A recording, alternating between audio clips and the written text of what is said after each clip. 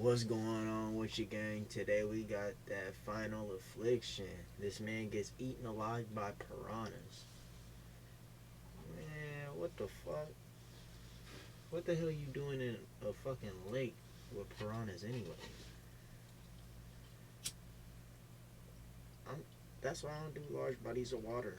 You don't know what the fuck up in there, where you're at. You don't know shit. You just know there's a lot of water.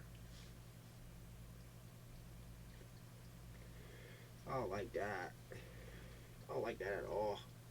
You can't even run it. You can't even run in water. So if you see something that you didn't like and you deep underwater or you just in water period, you can't run. They faster than you. That's their habitat. I don't like that. Uh-uh. That's like that's like being on the ops block with no pole. I don't like that. Uh-uh. In today's episode, we go over 3 of the most unusual and bizarre deaths caused by animals. From being eaten alive by a school of piranhas, a woman exploded by the hooves of a horse, and a freak accident involving a spotted eagle ray that left a woman with a crushed skull. Hit that like button and subscribe right now. Welcome to Final Affliction.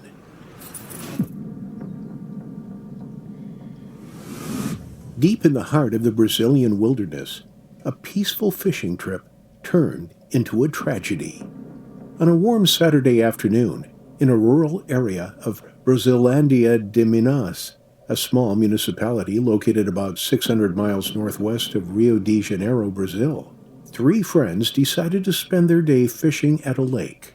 The trio, consisting of 2 middle-aged men and one 30-year-old man, arrived at the lake and began setting up their gear.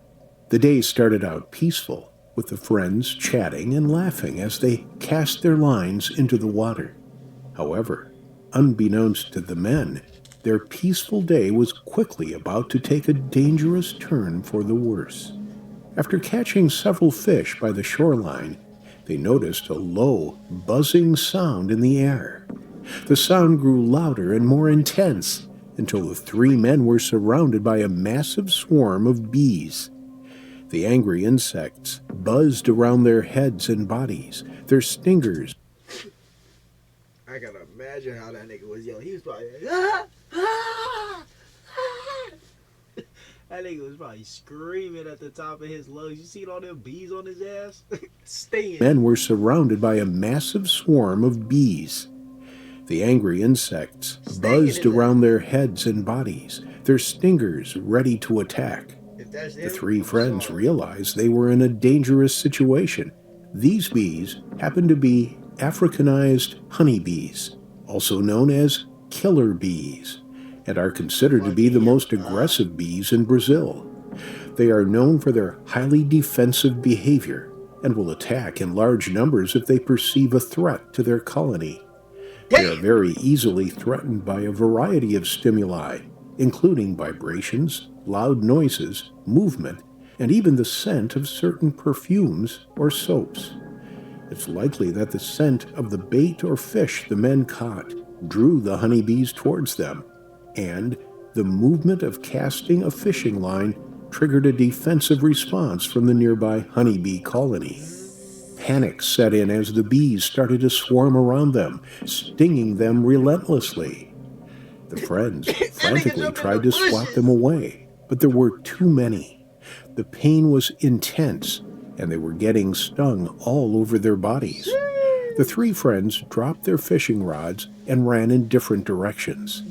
The 30-year-old man, desperate to escape the painful stings, made a split-second decision and jumped into the lake. His 2 friends soon followed. Little did they know, the lake was home to a school of deadly piranhas.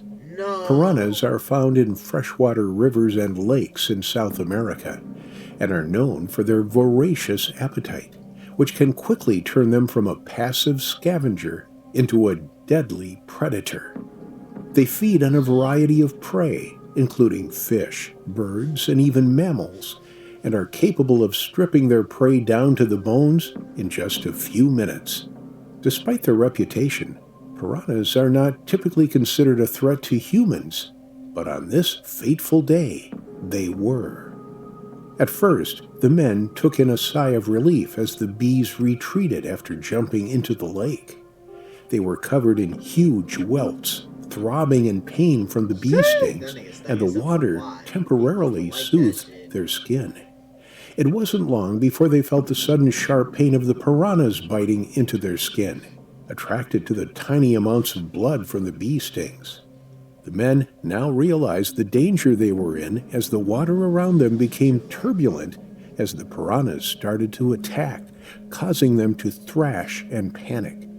The friends desperately tried to swim to the shore as quickly as possible, but the attack from the piranhas made it difficult for them to escape. The fear and confusion of the situation made the experience even more harrowing. Two of them managed to reach the safety of the shore, but their friend was not as lucky. The piranhas surrounded him while taking chunks out of his skin, and he was unable to keep himself afloat. The other two tried to help, but it was too late. The man disappeared beneath the surface of the water, and his friends were unable to save him. Divers were called in to search for the man's body, and it was eventually found the following day, floating 13 feet from the shoreline.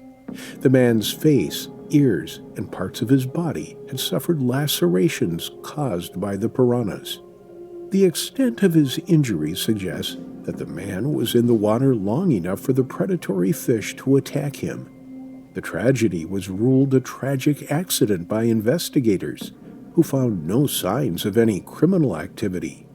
It remains unclear if the fear and stress of being attacked by the piranhas caused the man to drown, or if the fish themselves caused his death.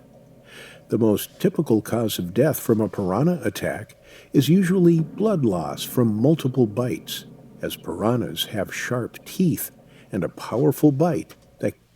Yeah, they teeth sharp as shit. Like, man, those is like mini sharks. And then they was in a pack too. Ooh, wee, his ass got toe up. Can tear away chunks of flesh.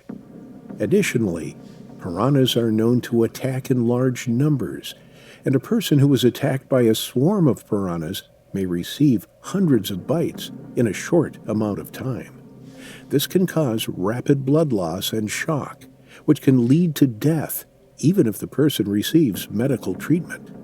In some cases, people who are attacked by piranhas may also suffer from infections, as piranhas are known to carry a number of harmful bacteria in their mouths. The wounds caused by piranha bites can quickly become infected, and if left untreated, this can lead to sepsis and death.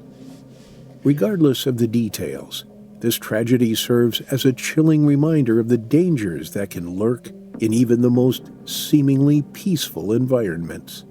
The once tranquil lake now serves as a haunting reminder of the tragedy that took place on that fateful Saturday afternoon.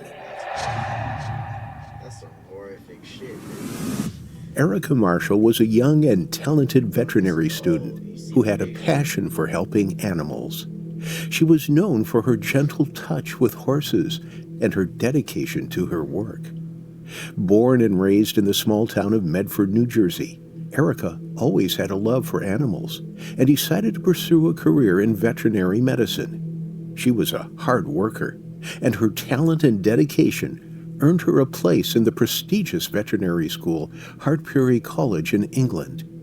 It was at Hartpury College where she met Kieran, the love of her life, and they eventually got married in November after being together for a little over a year. After their wedding, the newlyweds moved to Ocala, Florida, where Erica was offered a role at the Kentucky Equine Sports and Rehabilitation Center. She worked as a hyperbaric chamber operator, running the chamber for 2 years, where she treated 2 to 6 horses every day. Horses are typically treated in a hyperbaric chamber on the recommendation of a vet to speed up recovery times for certain injuries. One fateful day, while Erica was monitoring a horse receiving oxygen therapy for a condition called EPM, the animal kicked through the wall of the pressurized hyperbaric chamber, causing an explosion that would change the course of her life forever.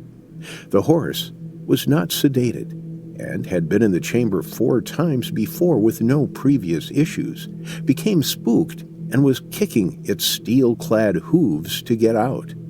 The horse managed to kick through the padding inside the chamber to the outside metal wall, creating a spark when its metal shoes scraped along the wall. The spark ignited the pure oxygen, causing a huge explosion that killed Erica instantly. Saoirse Monaghan, who was 33 years old and from Ireland, was also injured in the blast and was airlifted to Shands Hospital in Gainesville with serious injuries. She underwent surgery, but thankfully survived. The horse, a beloved and valuable animal, died instantly. The loss of the horse was felt by its owners and trainers, who described it as a member of their family. What? Fuck that horse, a whole human died. What? Fuck that horse. My daughter died. Like, what? Oh, man. That's crazy. The explosion was so powerful it blew apart several exterior walls of the veterinary hospital and could be heard up to 30 miles away. The immediate and intense force of an explosion can cause severe damage to the body, including blunt force trauma, injury to internal organs, and severe burns. Broken debris can be thrown at high speeds near the explosion, and in some cases, the sudden change in pressure from an explosion can cause a person's lungs to collapse, leading to suffocation. All these factors together were enough to cause the death of Erica and the horse. News of her death spread quickly, and those who knew her were heartbroken. Her husband, who was working nearby at the time, was devastated. He remembered Erica as his soulmate and the love of his life.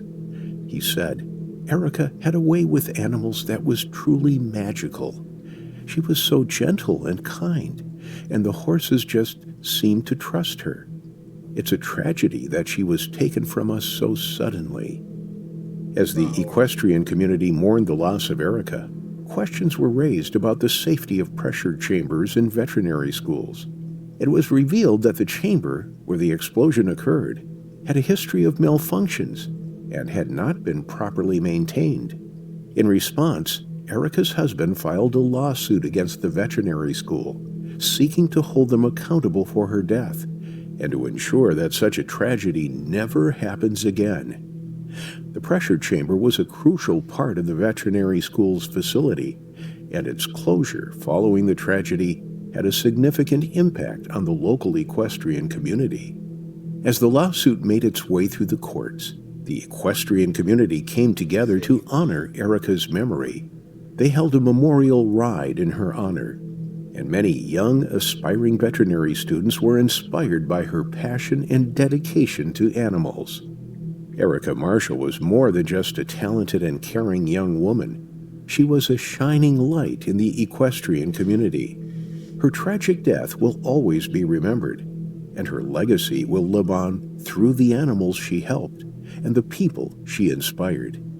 The lawsuit against the veterinary school serves as a reminder of the importance of safety and maintenance in such facilities, and it is hoped that it will bring about positive changes in the industry, ensuring that another tragedy like Erica's never happens again.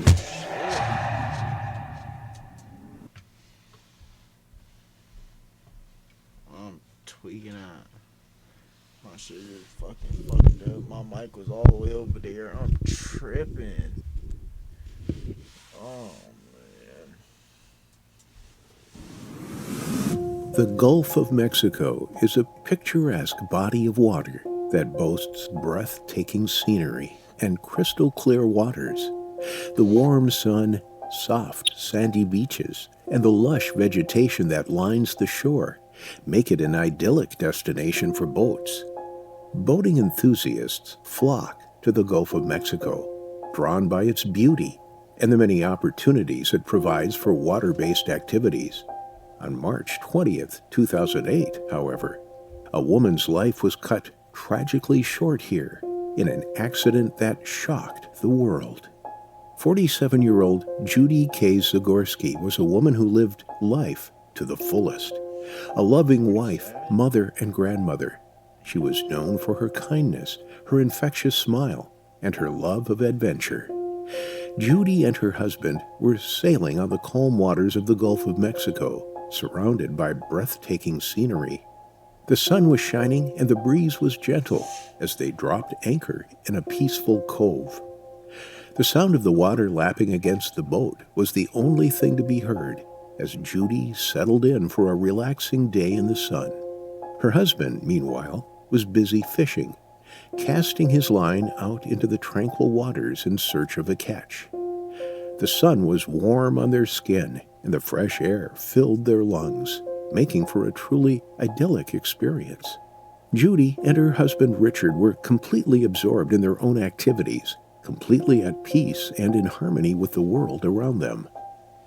Suddenly, their peaceful day took a tragic turn when a huge spotted eagle ray leaped from the water, slamming into Judy's head and leaving her unconscious and severely injured.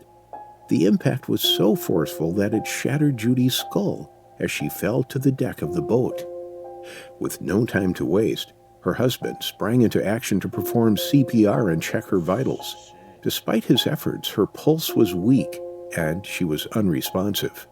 Meanwhile, the 75-pound spotted eagle ray lay on the deck of the boat, its massive body flopping around as it tried to regain its footing. Despite the chaos around him, Judy's husband remained focused on his wife, trying to revive her and praying for a miracle. With the beautiful surroundings of the Gulf of Mexico seemingly a million miles away, all that mattered was Judy's life and her husband's desperate efforts to save her. Despite his best efforts, however, the clock was ticking and time was running out. With each passing moment, the reality of the situation became clearer. The once peaceful day on the water had taken a terrifying turn, and Judy's life was in grave danger. Starting the boat's engine, he rushed back to shore. With his phone battery dead, he frantically searched for someone who could call for help. Luck was on his side when a kind stranger offered to use their phone to call an ambulance. The ambulance arrived within minutes and rushed Judy to the hospital. The medical team worked tirelessly to save her, but her injuries were too severe, and she passed away. Judy's husband was left to pick up the pieces, grappling with the sudden loss of his beloved wife. Spotted eagle rays jumping out of the water is a relatively rare occurrence. In most cases, eagle rays prefer to swim close to the ocean floor and avoid jumping out of the water. However, in some circumstances, such as attempting to escape a predator, such as a shark, they may jump out of the water. It's possible that the spotted eagle ray jumped out of the water as a result of being startled by the proximity of Judy's boat. The ray may have mistaken the boat for a predator, such as a shark, and jumped out of the water in an effort to escape. The death of Judy K. Zagorski was a tragedy. She was a woman who lived life to the fullest and was taken too soon. She will always be remembered as a loving wife, mother, and grandmother, and a woman who brought joy and happiness to everyone she met. Her husband, Richard, was deeply affected by the trauma of the accident, and in an interview, he spoke of the sound of the impact and the sight of his wife's broken body, images that would stay with him forever. The images of his wife's tragic, final affliction.